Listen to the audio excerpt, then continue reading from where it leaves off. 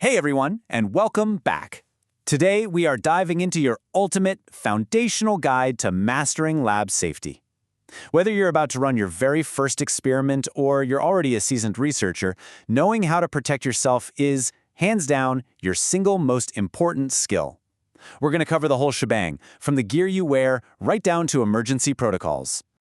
But hey, before we even think about grabbing our goggles or scoping out the emergency exits, I've got to ask you a pretty direct question. Take a second to really think about it. When you cross the threshold into a laboratory filled with chemicals, delicate glassware, and high-tech equipment, who is ultimately responsible for your safety? Is it your instructor? Maybe the university? Okay, let's dive into this. The answer? Well, it's staring right at you. It's you. Your safety is absolutely your responsibility. Sure, we've got extensive protocols, top-notch equipment, and dedicated safety personnel in place, but your own personal awareness is the true beating heart of lab safety. Those systems really only work if you actively choose to engage with them. By the end of this explainer, you're going to have the exact toolkit you need to take full ownership of that responsibility. So here's our roadmap for today. We're going to meet your lab team, cover essential PPE, go over the golden rules, handle lab emergencies, and finally, look at reporting hazards and accidents. Let's get right to it. First up, Module 1, Meet Your Lab Team, which is essentially your built-in safety support system.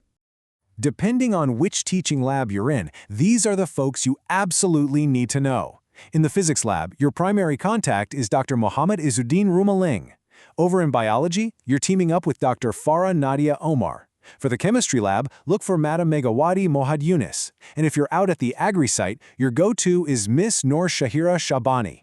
There are also incredibly dedicated lab coordinators for each of these areas, so please memorize the names relevant to your courses. They are literally your first line of communication. Moving right along to Module 2, Essential Lab PPE, your first line of defense.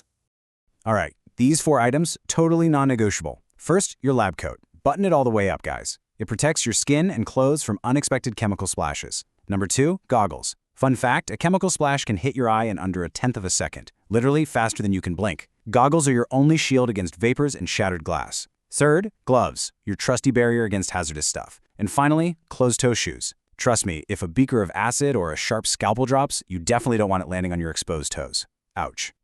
And this brilliantly illustrates exactly what we're talking about. Look at how everything comes together to create a complete barrier. Notice how the goggles are tightly secured, the coat is completely buttoned, the gloves actually overlap the cuffs, and those shoes cover the whole foot.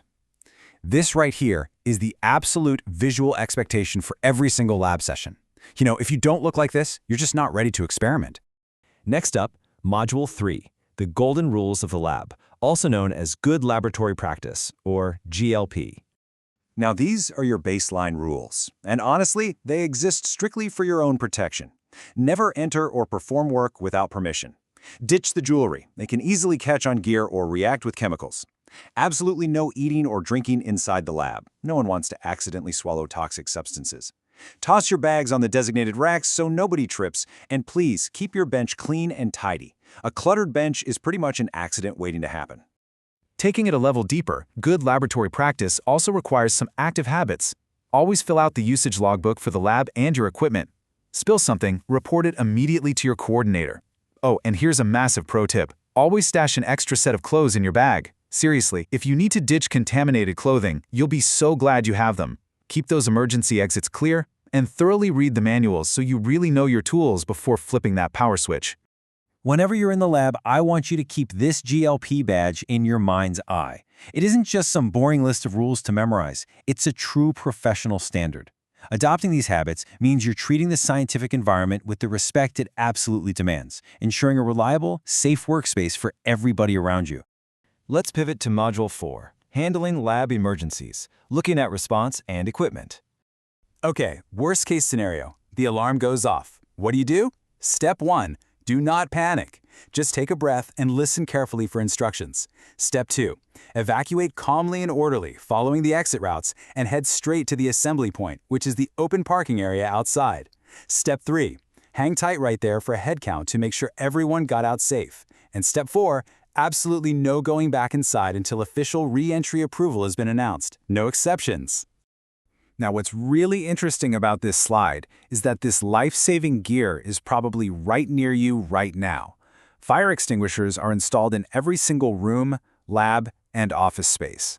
Familiarize yourself with their exact locations before an emergency actually happens. And right alongside those, first aid kits are super accessible in every lab.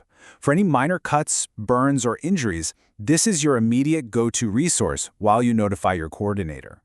For chemical exposures, we break out the specialized decontamination tools. Over on the left, you've got the safety shower. If hazardous chemicals spill onto your clothes or body, you use this to douse yourself immediately.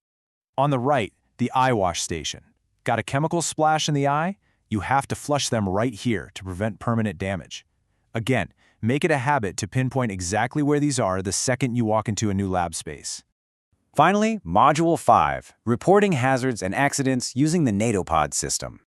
I need you to mentally bookmark this exact QR code. This is the NADOPOD system, which stands for Notification of Accident, Dangerous Occurrence, Occupational Poisoning, and Occupational Disease. It's a mouthful, I know, but if you spot a hazard, have a near miss, or see an accident, you scan this code. It's literally the fastest way to alert the safety team so they can fix the problem before someone gets seriously hurt.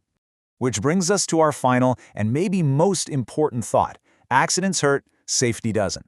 Taking an extra minute to put on your goggles or scan a QR code for a frayed wire costs you absolutely nothing. But a real accident? That can cost everything. So as you gear up for your next lab session, I want you to ask yourself, what is one small habit you can change today to ensure that you and everyone around you goes home safe tomorrow? Think about it. Stay safe out there, and I will catch you in the next explainer.